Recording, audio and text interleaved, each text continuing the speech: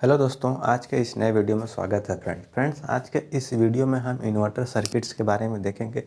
ठीक है, उनका ग्राफ देखेंगे, उनका वेवफॉर्म देखेंगे कैसा बनता है। तो आज का अपना ये जो टॉपिक है ये 3 फेज वोल्टेज सोर्स इन्वर्टर्स के बारे में है। तो आइए वीडियो को स्टार्ट करते हैं। सबसे पहले मैंने ऑलरेडी ये जो अपना 3 फेज इन्वर्टर सर्किट है और वो 2 मोड में काम करता है। ये अपना वोल्टेज सोर्स इन्वर्टर के बारे में पढ़ रहे हैं। वोल्टेज सोर्स इन्वर्टर 2 मोड में काम करता है। ये अपना 180 डिग्री मोड और एक दूसरा होता है 120 डिग्री मोड। ठीक, अब इसको वोल्टेज सोर्स इन्वर्टर क्यों बोला जा रहा है? क्योंकि ये अपना यहाँ पे फ्रेंड्स सोर्स साइड यहाँ पे कैपेसिटर यूज किया गया है और करंट सोर्स इन्वर्टर में इसका क्या होता है, करंट सोर्स इन्वर्टर में सोर्स साइड इंडक्टर यूज करते हैं। तो अब आप होता क्या फ्रेंड्स कि जब हम वोल्टेज सोर्स इन्वर्टर में जब हम यहाँ पे सोर्स साइड कैपेसिटर यूज करते हैं तो कैपेसिटर क्या करता है, कैपेसिटर वोल्टेज के सडन चेंज को अपोज करता है। ठीक है, तो इसलिए हमने यहाँ पे ताकि हमारा जब लोड पे चेंज हो तो हमारा वोल्टेज उसका सडनली वेरी ना करे, इसलिए यहाँ पर हम जो है अपना कैपेसिटर यूज किए हैं। ठीक है, अब इसके बाद आपने यहाँ पे एक स्टार कनेक्टेड लोड है, स्टार कनेक्टेड लोड है। ठीक है, ये इसका ये न्यूट्रल पॉइंट है, इसका रेजिस्टेंस आर है। हमने यहाँ पे सिंप्लीफाई रखने के लिए हमने रेजिस्टिव लोड लिया हुआ है। ठीक है, और वैसे तो जनरली अपने जो लोड होते हैं वो इंडक्टिव टाइप होते हैं। ठीक है, तो अब हमें करना क्या है कि इसमें पहले चीज़ों को समझ लेना है। यहाँ पे देखो, यहाँ पे 3 लेग हैं। ठीक है, लेग 1, लेग 2, लेग 3। तो हर लेग में 2 स्विचेस हैं, 2 स्विच हैं। जैसे यहाँ पे T1 है, ये आर लेग है, आर में यहाँ पे T1 है, यहाँ पे T4 है। 2 थायरिस्टर यूज किए गए हैं। ये इस लेग वाई में दो स्विच है, T3, T6। लेग बी में T5, T2। उसके बाद आप यहाँ पे देखोगे तो ये जो T1 SCR है, इसके पैरेलल में एक एंटी पैरेलल डायोड लगाया गया है D1। अब आपको ये समझना है कि अपना कब SCR ऑन होगा, कब अपना ये डायोड ऑन होगा। देखो फ्रेंड्स, क्या होता है कि जब हमारा आउटपुट पावर पॉजिटिव होगा तो अपना SCR कंडक्ट करेगा। जब अपना आउटपुट पावर नेगेटिव होगा तो अपना डायोड कंडक्ट करेगा। तब पावर नेगेटिव कब होगा? तो जब अपना यदि जो लोड है वह इंडक्टिव कैपेसिटी टाइप है, तो होता क्या है कि यदि आप मान लो यदि आपका लोड इंडक्टिव है तो वो तो एनर्जी स्टोर कर देगा एक साइकिल, एक मतलब आधा पीरियड के लिए। फिर नेक्स्ट आधे पीरियड के लिए क्या करेगा, वो एनर्जी को रिलीज करेगा। तो जब एनर्जी को रिलीज करेगा तो वो SCR, क्योंकि यूनिडायरेक्शनल जो SCR वो यूनिडायरेक्शनल स्विच है, तो उसमें से रिवर्स में करंट फ्लो नहीं कर सकता। ठीक है, तो रिवर्स में करंट फ्लो कराने के लिए हमने यहाँ पे एक एंटी पैरेलल में एक डायोड यूज किया है, जिससे जो कि करंट है वो डायोड से होते हुए पास करेगा। ठीक, तो ये अपना हो गया। अब इसमें 3 चीज़ें आती हैं, आपको जानना है इसमें क्या क्या हमको समझना है। पहला पोल वोल्टेज। पोल वोल्टेज क्या होता है, ठीक है, इसको देखते हैं। फिर इसके बाद आता है लाइन वोल्टेज। लाइन वोल्टेज आपको पता है, लाइन वोल्टेज 2 फेजों के बीच का वोल्टेज होता है। फिर आता है फेज वोल्टेज। फेज वोल्टेज क्या होता है, एक फेज और न्यूट्रल के बीच का जो वोल्टेज होता है उसी को बोलते हैं फेज वोल्टेज। ठीक है, तो यदि आप इस चीज़ों को यदि आप लाइन वोल्टेज के बारे में आप आसानी से समझते हो तो ये बहुत ही आपके लिए बहुत ही ईजी होने वाला। बहुत लोगों को इसमें प्रॉब्लम होता है कि इसका वेब फॉर्म कैसे बनाए। तो आज के बाद आपको ये दिक्कत नहीं होगा यदि आपने इस हमारे वीडियो को पूरा देख लिया तो। अब देखो होता क्या है कि जो पोल वोल्टेज होता है ना, पोल जो वोल्टेज होता है ये एक रेफरेंस पॉइंट O है। तो इस O और इस पॉइंट R के बीच का जो वोल्टेज होगा ना, वही ये VRO, इसको लिखेंगे VRO, ये एक पोल वोल्टेज हो गया। इसके बाद इस O पॉइंट और Y के बीच जो वोल्टेज है वो पोल वोल्टेज है, और इस पॉइंट O और B के बीच जो वोल्टेज है वो पोल वोल्टेज है। ठीक है, तो इस पोल वोल्टेज का सबसे पहले हम ग्राफ बनाएंगे। और एक चीज़ और, जो यहाँ पे अपना जो 180 डिग्री मोड है, इसका मतलब ये है कि अपना जो एक लेग का जो स्विच है, मतलब एक बार मतलब जो इसको देखो पहले समझ लो कि ये T1, T3, T5 ये है पॉजिटिव ट्रिगर थायरिस्टर है, T4, T6, T2 वह नेगेटिव ट्रिगर थायरिस्टर है। ठीक है, अब इसके बाद जो यहाँ पे एक जो लेग है, एक मतलब हर SCR जो हर ये जो SCR है ना, वो 180 डिग्री के लिए कंडक्ट करेगा। 180 डिग्री मोड का मतलब ये है कि हर जो स्विच है वो 180 डिग्री मोड के लिए कंडक्ट करेगा। ठीक, तो अब देखो और ये यदि ये 180 डिग्री के लिए करेगा तो नीचे वाला माइनस 180 डिग्री के लिए करेगा। माइनस में क्यों करेगा? क्योंकि ये निगेटिव ट्रिगर्ड है, निगेटिव ट्रिगर्ड थायरिस्टर है। तो आइए अब इसका वेब फॉर्म बनाते हैं। और ये जो हमने यहाँ पे इंटरवल लिया हुआ है वह पाई/3 का है। कितने का है? पाई/3। ये अपना 2π/3, ये अपना पाई, ये 4π/3, ये अपना 5π/3, ये अपना 2π। ठीक। अब इसके बाद पोल वोल्टेज हमको ड्रा करना है। VR होगा, VOR चलो VOR लिखते हैं। ठीक है, पोल वोल्टेज VOR को ड्रा करना है। तो जब पोल वोल्टेज है तो जब ये ऊपर वाला पॉजिटिव ट्रिगर जो थायरिस्टर यदि वो ट्रिगर्ड होगा तो उसके क्रॉस वोल्टेज कितना हो जाएगा? VS/2। तो मैं पहले इसको ग्राफ कर लेता हूँ। 180 डिग्री कंडक्ट करेगा, यहाँ तक कंडक्ट करेगा। ठीक है, तो ये 180 डिग्री हो गया। अब इसके बाद ये निगेटिव में भी ट्रिगर्ड उतना ही जाएगा, माइनस में 180 डिग्री। ठीक, तो ये कितना हो गया? ये VS/2। ये कितना हो गया? Minus VS/2। ठीक, अब इसके बाद पोल वोल्टेज VOY, मतलब इस O पॉइंट और ये Y पॉइंट के बीच का जो वोल्टेज होगा हम उसको प्लॉट करेंगे। तो हमें एक चीज़ और पता होना चाहिए कि जो पोल वोल्टेज है ना, इनके बीच का जो फेज डिफरेंस होगा ना वो 120 डिग्री होगा। तो ये VOR है, ये VOY है, ये VOB है। तो इसके बीच का जो डिफरेंस है ना वह 120 डिग्री का है, लैग करेगा सब एक दूसरे से। ठीक है, तो अब देखो, अब जो दूसरा, अब ये जो है VOY है, VOY यहाँ पे 120 डिग्री VOR से लैग कर रहा है ना। तो यहाँ से लैग करने के लिए हम अब क्या करेंगे? यहाँ से शुरू करेंगे इसको। तो ये भी कितना कंडक्ट करेगा? 180 डिग्री। ठीक, फिर इसके बाद ये अपना, तो ये कितना हो गया? माइनस VS/2, ये हो गया VS/2, ये हो गया माइनस VS/2। ठीक, अब इसके बाद आता है पोल वोल्टेज VOB का। ठीक है, ये जो पोल वोल्टेज VOB है ना, VOB। ठीक है, तो अब इसके बाद ये भी लैग करेगा, VOY से 120 डिग्री लैग करेगा। तो अब हम इसको इससे लैग करने के लिए अब इससे यहाँ से शुरू करेंगे। तो ये कितना हो गया? VS/2, ये अपना माइनस VS/2। ये कितना हो गया? VS/2 माइनस VS/2 और ये VS/2। ठीक, तो ये अपना पोल वोल्टेज का जो ये ग्राफ बन गया। अब इसके बाद देखो, अब हमें क्या करना है? लाइन वोल्टेज निकालना है। तो लाइन वोल्टेज निकालने के लिए अब मैं इसको मिटा देता हूँ।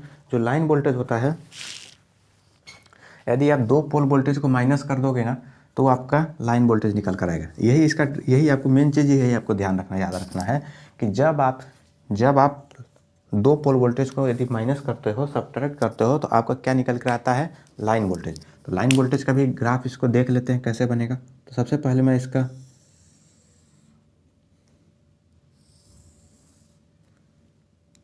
ये लाइन वोल्टेज के बाद हम किसका पढ़ेंगे? फेज वोल्टेज का। अब बहुत ही आसान तरीके से आप समझ जाओ। देखो, जो ग्राफ लोग नहीं बना पाते हैं ना, उनको पता नहीं कि इसमें करना क्या होता है। तो आपको करना क्या है कि आपको पोल वोल्टेज तो आप बना ही लोगे, पोल वोल्टेज का ग्राफ बना लिए। अब आपको ये मेन चीज़ याद रखना है कि यदि आप दो पोल वोल्टेज को सब्ट्रैक्ट करते हो ना तो आपका लाइन वोल्टेज निकल कर आता है। अब देखो, हमको चाहिए किसका लाइन वोल्टेज चाहिए? VRY का।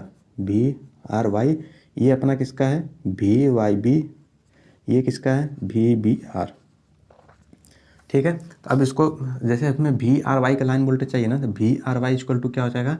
VOR minus VOY।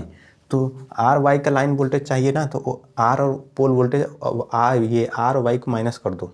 ठीक है, तो आपका लाइन वोल्टेज निकल कर आएगा। अब इसको माइनस करो। देखो यहाँ पे इस इंटरवल में माइनस करोगे 0 से π/3 में, तो ये VS/2 है, यहाँ पे माइनस VS/2 है।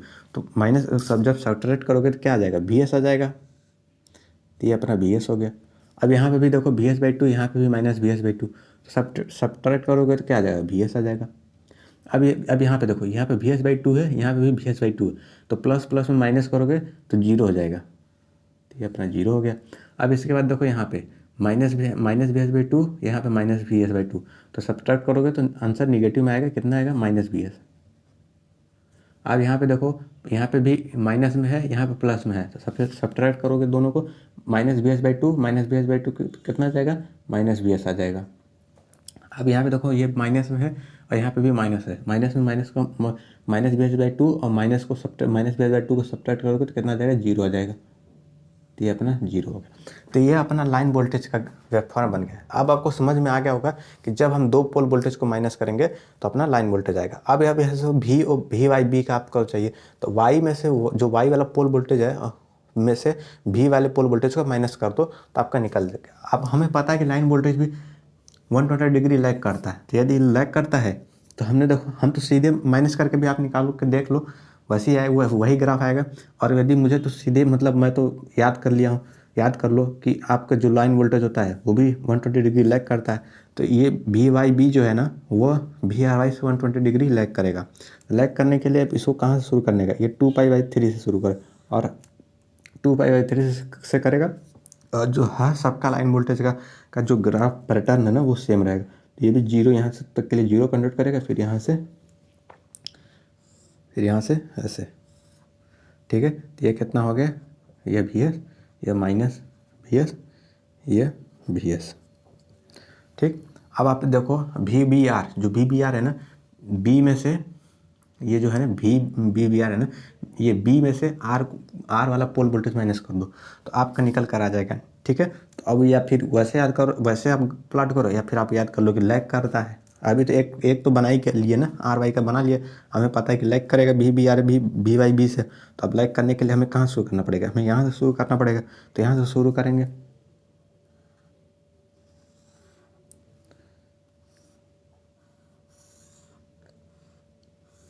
कितना आया, ये हो गया प्लस वी एस, ये हो गया माइनस वी एस, ठीक। तो इस तरह से हमने यहाँ पे देखो लाइन वोल्टेज का ग्राफ देख लिया। अब इसमें बात आपको आती है इसका आरएमएस वैल्यू कैसे निकालिए, क्योंकि ये बहुत बार क्वेश्चन में भी पूछा जाता है। आरएमएस वैल्यू बताओ, फेज वोल्टेज बताओ, फेज लाइन करंट, ये लाइन वोल्टेज बताओ। तो इसमें बहुत लोगों को दिक्कत होता है। तो आपको करना क्या है, देखो मैं यदि आप पहली बार यदि आप इस तरह का कोई देख रहे हो ना, तो मैं आपको एक चीज़ सिखा देता हूँ। यदि स्क्वायर वाला यदि इस तरह से दिया हुआ हो, स्क्वायर वेवफॉर्म या रेक्टेंगुलर हो, तो कैसे निकालते हैं। देखो आरएमएस का वैल्यू का मतलब यदि होता है रूट मीन स्क्वायर। तो आपको जो सिग्नल दिया हुआ है ना, ये आप यहाँ पे एक एग्जांपल से समझो, ये एक सिग्नल है। तो आपको जब इस सिग्नल का स्क्वायर करोगे तो स्क्वायर का मतलब होता है उसी चीज़ को उसी चीज़ से मल्टीप्लाई करना, ठीक है। तो आप जब इसी सिग्नल को इसी सिग्नल से मल्टीप्लाई करना है, तो हमने यहाँ पे भी एक सिग्नल सेम सिग्नल बना लिए। अब इन दोनों को यदि इसका एम्पलीट्यूड ए है, इसका भी एम्पलीट्यूड ए है, अब मल्टीप्लाई करने पे जो रिजल्टेंट आएगा ना, तो वो ए स्क्वायर आएगा। तो जो एम्पलीट्यूड होगा ना वो ए स्क्वायर आएगा। अब देखो यहाँ पे भी ए और ए का मल्टीप्लाई करोगे तो कितना आ जाएगा, ए स्क्वायर। यहाँ पे माइनस ए का मल्टीप्लाई करोगे तो कितना आ जाएगा, ए स्क्वायर। तो जो आपका जो वेवफॉर्म है ना कुछ इस तरह से दिखेगा, ठीक है। तो अब आप इसका, अब देखो जैसे ये है ना, ये जो है, तो आपको देखो आपको पता चल गया कि स्क्वायर कैसे करते हैं। तो मैं इसका बना देता हूँ। देखो अब इसका निकालते हैं, ठीक है। V R Y line voltage दिया हुआ है, तो पहले रूट मीन स्क्वायर, उल्टा पढ़ोगे तो स्क्वायर मीन रूट। तो हमने रूट ले लिया। अब इसके बाद क्या करना है कि इस सिग्नल का स्क्वायर करके एरिया निकालो, एरिया निकाल के टाइम पीरियड से डिवाइड कर दो। तो इसका स्क्वायर करोगे तो वी एस स्क्वायर कितने, इसके वी एस स्क्वायर एरिया निकालो, amplitude V S square, area निकालने के लिए 2π/3, क्योंकि यहाँ से यहाँ तक का दूरी कितना है, 2π/3। तो वी एस स्क्वायर 2π/3, ठीक है, प्लस अब इसका देखो, इसका स्क्वायर करोगे तो कितना आ जाएगा, वी एस स्क्वायर करोगे, इसका माइनस वी एस का स्क्वायर करोगे ना तो वी एस स्क्वायर आ जाएगा।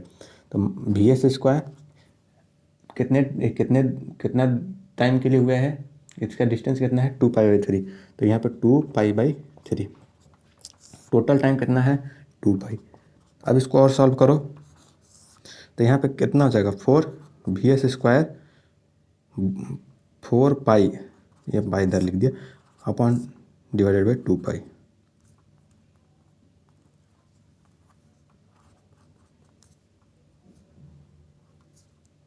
ठीक है, 2π लिख दिया, ठीक है। अब देखो ये पाई से पाई कट गया और ये 2 से 2 बार में कट जाएगा। तो आपका इसका जब इसको और सॉल्व करोगे तो क्या हो जाएगा, वी एस स्क्वायर को वी एस स्क्वायर है तो बाहर आ जाएगा तो वी एस हो जाएगा √2/3। तो आपका जो लाइन वोल्टेज आ गया वी एस √2/3।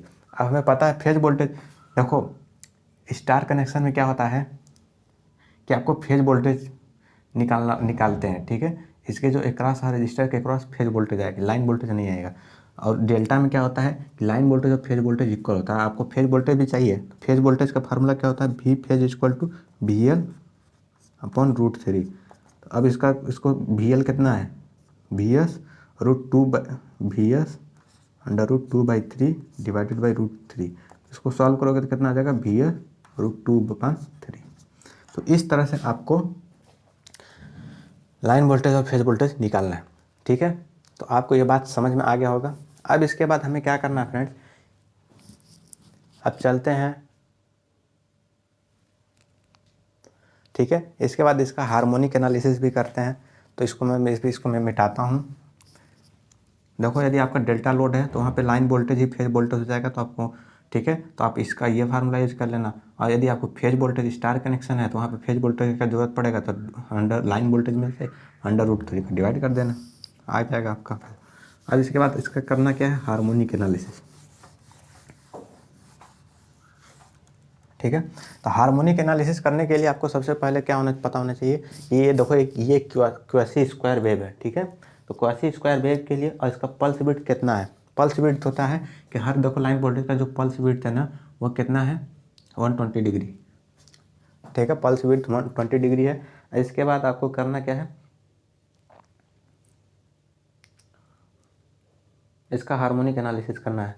तो इसका लाइन वोल्टेज का harmonic nth harmonic amplitude, nth harmonic amplitude,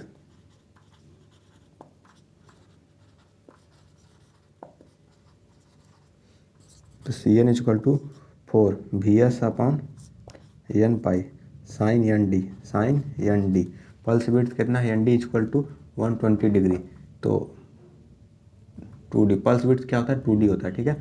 2D equal to 120 degree, तो D इक्वल टू π/3, ठीक है। तो यहाँ पे क्या होगा, साइन n π/3, ठीक। तो अब इसमें आपका क्या होगा, चूँकि ये जो सिग्नल है ना हाफ वेव सिमेट्री है, तो इवन हार्मोनिक्स एलिमिनेटेड हो जाएंगे। और इसमें से और आपका यहाँ पे 3 रखोगे ना n की जगह, तो 3 का मल्टीपल रखोगे ना तो इसका वैल्यू 0 आ जाएगा। तो इसका मतलब है कि इवन और triple harmonics are eliminated, even and triple harmonics are eliminated, ठीक है। तो इसमें से इवन और ट्रिपल जो हार्मोनिक है वो एलिमिनेट कर जाएगा। तो इस तरह से हमने यहाँ पे देख लिया फ्रेंड्स। अब इसके बाद हमें क्या करना है, फेज वोल्टेज। तो फेज वोल्टेज आपको फेज वोल्टेज का वेवफॉर्म ड्रा करना है, उसको समझना है, ठीक है। तो इसको मैं मिटाता हूँ।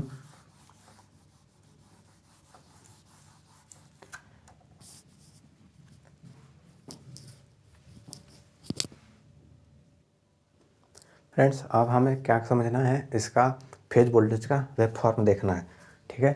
तो सबसे पहले हम एक चीज़ देखते हैं कि देखो हर इंटरवल में यहाँ पे 3 डिवाइसेस एक एट अ टाइम काम कर रहे हैं, वर्क कर रहे हैं।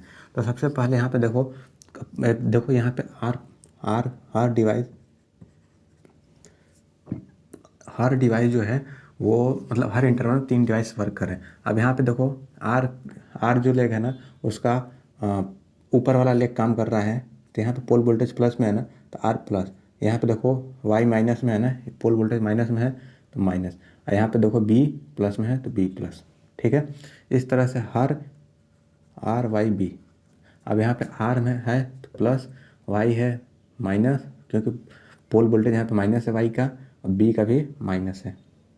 अब यहाँ पे देखो इस इंटरवल में भी R Y B, pole voltage plus Y R plus Y plus और बी माइनस। यहाँ पे देखो R Y B, R minus Y plus B minus. यहाँ पे देखो R Y B, R minus Y plus B plus. यहाँ पे R Y B, R minus Y minus B plus. ठीक, तो आप हम देख रहे हैं यहाँ पे कि एट ए टाइम अपना 3 डिवाइसेस कंडक्ट कर रहे हैं। ठीक है, तो सबसे पहले हम ये आर प्लस, देखो जब ये इस इंटरवल में क्या होता है, तो हमारा यहाँ पे रजिस्टिव लोड था स्टार कनेक्टेड, हम इसी चीज़ को यहाँ पे बना रहे हैं। ठीक है, तो ये अपना ये हो गया अपना वाई टर्मिनल, ये आर, ये बी, स्मॉल आर, ये न्यूट्रल पॉइंट। ठीक, तो आप देखो यहाँ पे क्या है, R Y B, R plus Y minus B plus. तो इसका मतलब ये है कि जो ये आर वाला टर्मिनल है ना, ये प्लस है, यहाँ पे बी वाला टर्मिनल प्लस है, वाई वाला माइनस है। तो करंट किधर फ्लो करेगा, तो करंट ऐसे फ्लो करेगा। ठीक है, तो अब आप यहाँ पे देखो, इसका मतलब ये है कि आर वाला प्लस है, बी वाला प्लस है, तो बी वाला और आर वाला के ये जो T1 है, इसमें T1 कंडक्ट करेगा, इसमें T5 कंडक्ट करेगा। तो इसका मतलब है यहाँ से देखो ये कनेक्ट जुड़े हुए हैं। T1 जब T1 और T5 कनेक्ट करेगा ना, तो ये जुड़े हुए हैं, और यही देखो ये सोर्स के प्लस टर्मिनल से कनेक्टेड है। तो इसका मतलब है कि ये वाला जो T1 और T5 आपस में सॉल्टेड है। ठीक है, इसका मतलब है कि आर और बी जो टर्मिनल है वो सॉल्टेड है। इसके बाद जो करंट है ना, वो ऐसे फ्लो करते हुए अपना वाई वाला जो टर्मिनल है, इससे ये जो अपना करंट ऐसे आएगा, ऐसे होते हुए ऐसे जाएगा। ठीक, इस तरह से यहाँ से करंट आएगा, प्लस है ना, तो प्लस से करंट निकलता है, तो करंट ऐसे निकलेगा आर और बी से होते हुए, इससे इधर से होते हुए ऐसे करंट इधर को चला जाएगा। ठीक, इस तरह का। तो आपका इसमें जब KVL लगाओगे ना, तो यहाँ पे देखो KVL, इसमें मान लो सपोज करो करंट आई फ्लो कर रहा है, इस यहाँ पे भी करंट आई फ्लो कर रहा है, यहाँ पे भी आई, तो यहाँ पे कितना आ जाएगा इस वाई वाले लेग में, 2i। ठीक, तो इसको KVL लगाओगे तो VS, तो VS इक्वल टू कितना हो जाएगा, IR प्लस 2IR, तो कितना हो गया 3IR। VS इक्वल टू, तो IR इक्वल टू कितना हो गया VS/3। इसमें अब ये चीज़ समझने वाली है फ्रेंड्स, देखो यहाँ पे देखो y है ना, y निगेटिव है, जो निगेटिव है ना, अब यहाँ पे देखो y निगेटिव है ना, तो इसका करंट कितना है 2i का मतलब वोल्टेज कितना हो जाएगा 2VS/3। आई पे कितना था VS/3 था, तो 2i पे 2VS/3। तो r प्लस है ना, तो r का कितना हो जाएगा VS/3, इसका r का प्लस है ना, तो VS/3। इसका मतलब आप ऐसे समझो कि यदि इन तीनों में से एक ऐसा डिवाइस होगा कि जो कि सिर्फ मान लो यदि सिर्फ वही डिवाइस पॉजिटिव है या निगेटिव है। यदि निगेटिव है तो -2VS/3, और यदि पॉजिटिव है तो +2VS/3। ठीक, तो आइए अब देखते हैं। अब यहाँ पे देखो R कितना है, पॉजिटिव है, तो इन दोनों में देखो सिर्फ y वाला ही निगेटिव है, तो y का जो वोल्टेज होगा ना, वो -2VS/3 होगा, -2VS/3। B का है VS/3, और यहाँ पे देखो R का है ना प्लस है, तो प्लस का कितना हो जाता है VS/3। ठीक, अब यहाँ पे देखो इसमें से कौन, मतलब यहाँ पे देखो एक जो ये दोनों डिवाइस सेम है, निगेटिव है, और यहाँ पे R ही सिर्फ ऐसा है जो पॉजिटिव है। तो पॉजिटिव है, तो जो इसमें से डिवाइस थोड़ा सा अलग है, ठीक है, उसमें जो वोल्टेज होगा ना, वो +2VS/3 हो गया, -2VS/3। आप यहाँ पे देखो R का प्लस है ना, तो यहाँ पे कितना हो जाएगा +2VS/3, +2VS/3। ठीक, यहाँ पे देखो y माइनस है तो -VS/3, यहाँ पे भी देखो b माइनस है तो -VS/3। ठीक, अब यहाँ पे देखो इसमें b माइनस है, ना, तो b का हो जाएगा -2VS/3। अब यहाँ पे इसका देखो r प्लस है, तो r का हो जाएगा VS/3। y का भी y प्लस है ना, तो y का हो जाएगा VS/3। ठीक, अब यहाँ पे देखो y प्लस है ना, तो y का 2VS/3। 2 VS/3। यहाँ पे R का माइनस है तो -VS/3। यहाँ पे देखो B का है ना, B का फेज वोल्टेज B माइनस है ना तो -VS/3। ठीक, तो इस तरह से आपको बनाना है। यहाँ पे -2 VS/3 -VS/3, यहाँ पे भी VS/3 -VS/3, यहाँ पे VS/3 2 VS/3। ठीक, तो इस तरह से हमने इसका फेज वोल्टेज का वेवफॉर्म बना लिया। अब इसमें देखो फ्रेंड्स कि जो वेवफॉर्म है ना, रजिस्टिव लोड के लिए जो वोल्टेज का वेवफॉर्म है वही करंट का भी वेवफॉर्म होगा। डिफर इंडक्टिव या कैपेसिटिव लोड में करंट का जो वेवफॉर्म डिफर करेगा, लेकिन जो रजिस्टिव या इंडक्टिव लोड में जो वोल्टेज का वेवफॉर्म है वो सेम होगा। जो रजिस्टिव में है, जो इंडक्टिव में है, जो कैपेसिटिव, सब आपस में सेम होगा। तो इसमें देखो इस वेवफॉर्म में जो फेज वोल्टेज का ग्राफ करने का जो ट्रिक था वह ये है कि आपको इसको याद रखना है। इन तीनों में से जो भी एक, इन तीनों डिवाइसेस में से कोई एक ऑड होगा, वो मतलब जैसे सिंगल हो, मान लो सिंगल प्लस है या सिंगल माइनस है, इन दोनों में देखो सिंगल माइनस है, वाई है, तो वाई के जो होगा -2 VS/3। यहाँ पे देखो अब बाकी सब है ना, प्लस का है तो +VS/3 और इसका प्लस है तो +VS/3 हो। इस इंटरवल में देखो सिर्फ RE डिवाइस है जो सिंगल है, सिंगल पॉजिटिव है, मतलब जो सिंगल होना है, मेन चीज़ में सिंगल याद रखो। जो सिंगल है, सिंगल कौन है? R है, तो R का +2 VS/3। यहाँ पे देखो B है, यहाँ पे दोनों सेम है और B ही ऑड है, मतलब सिंगल निगेटिव है, तो सिंगल निगेटिव है तो उसका हो जाएगा -2 VS/3। यहाँ पे देखो Y है, तो Y सिंगल पॉजिटिव है, तो सिंगल पॉजिटिव है तो +2 VS/3 होगा Y का। देखो है ना, +2 VS/3, और वाई R माइनस है तो -VS/3, B माइनस है तो -VS/3। तो इसमें इसी तरह से इसको याद करने का तरीका है। ठीक, अब इसके बाद देखो फ्रेंड, इसमें भी पूछता है लाइन वोल्टेज फेज वोल्टेज निकालो। ठीक है, तो आप इसका जो RMS वैल्यू निकालोगे ना, ये तो फेज वोल्टेज है ना, तो फेज वोल्टेज, इसका RMS फेज वोल्टेज निकालना है। ठीक, तो RMS फेज वोल्टेज निकालने का वही फार्मूला है फ्रेंड्स, V फेज वोल्टेज निकालो। जब निकालोगे तो कितना हो जाएगा, VS/3 का स्क्वायर, कितने इसका मल्टीप्लाई करो कितने टाइम के लिए, π/3 प्लस 2 VS/3 का होल स्क्वायर, कितने के लिए, π/3 के लिए, प्लस इसमें VS/3 का स्क्वायर π/3 के लिए। ठीक, डिवाइडेड बाई टोटल एरिया निकालोगे ना, डिवाइडेड बाई पाई कर दो। ठीक है, क्योंकि हमने इसका सिर्फ पॉजिटिव हाफ साइकिल का लिया था। यदि आप निगेटिव हाफ साइकिल का लोगे तो निगेटिव हाफ साइकिल को भी इसमें आगे ऐड करोगे तो नीचे 2 पाई करना पड़ेगा, तो सेम आंसर आएगा। जब सेम आंसर आएगा, ठीक है, इसको और जब आगे सॉल्व करोगे ना तो अपना जो हम तो √2 VS/3 फेज वोल्टेज।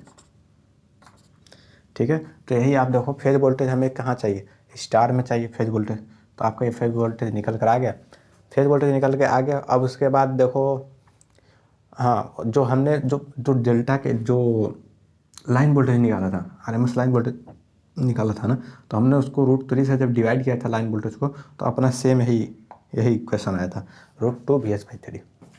ठीक है, तो इस तरह से हमने देखा, अपना ये हो गया लाइन वोल्टेज, ये RMS फेज वोल्टेज भी निकाल लिया, RMS लाइन वोल्टेज भी निकाल लिया। अब इसका क्या करना है, हमें फोरियर सीरीज एक्सपेंशन लिखना है लाइन वोल्टेज का। ठीक है, Fourier series expansion phase voltage का, सॉरी फेज वोल्टेज हमारा वह फॉर्म है, Fourier series expansion, Fourier series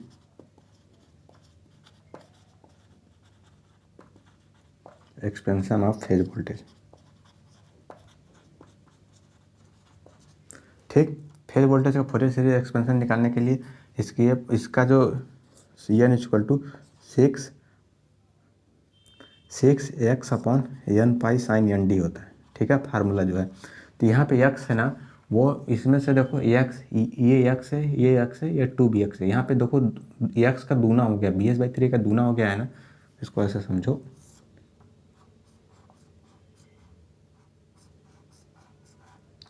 ठीक है, तो यदि ये x है तो ये 2x है, ये x है, -x है, -2x है, ये -x है। तो ठीक है, तो यहाँ पे जो मिनिमम होता है ना उसको लिखते हैं। तो 6x है ना, तो यहाँ पे x की वैल्यू क्या है, bs/3, तो 6bs/3/n π।